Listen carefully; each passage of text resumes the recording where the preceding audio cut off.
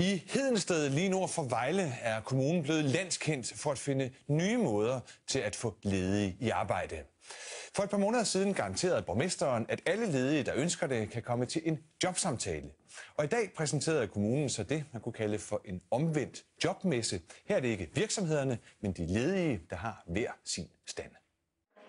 Det handler om at få arbejdsgiverne indenfor. Jeg har lige haft en opgave, hvor jeg havde brug for sådan en som dig. Så de ledige selv kan komme ind i varmen på arbejdsmarkedet igen. Det bliver jo ligesom lidt den omvendte verden, fordi at normalt kommer man ud til en samtale, og her er det så de forskellige arbejdsgivere, som kommer til os. Leila Sommer og 174 andre ledige fra Hedensted Kommune havde i dag fundet CV'erne og visitkortene frem. Vi har jo lavet sådan en bod med lidt farve her, og jeg har lavet regnbuen. I forsøget på at få et job bare nogle få timer om ugen. Hvorfor er det vigtigt for dig at få et arbejde?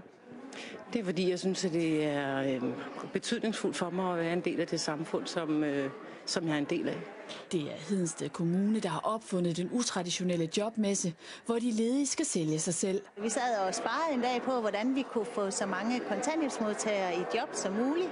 Hvad med, om vi inviterede virksomhederne indenfor, i stedet for at borgerne skulle gå ud og søge job? Er det realistisk, at der kommer reelle jobs ud af det her? Ja, det er det, fordi at vi ved rent faktisk, at der er flere virksomheder, der har job med i tasken i dag.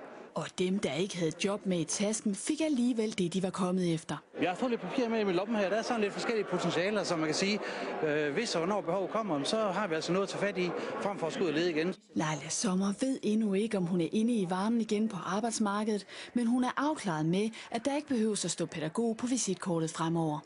Jeg tror, jeg skylder mig selv at være lidt nysgerrig og lidt mere åben på, at der ligger nogle andre muligheder.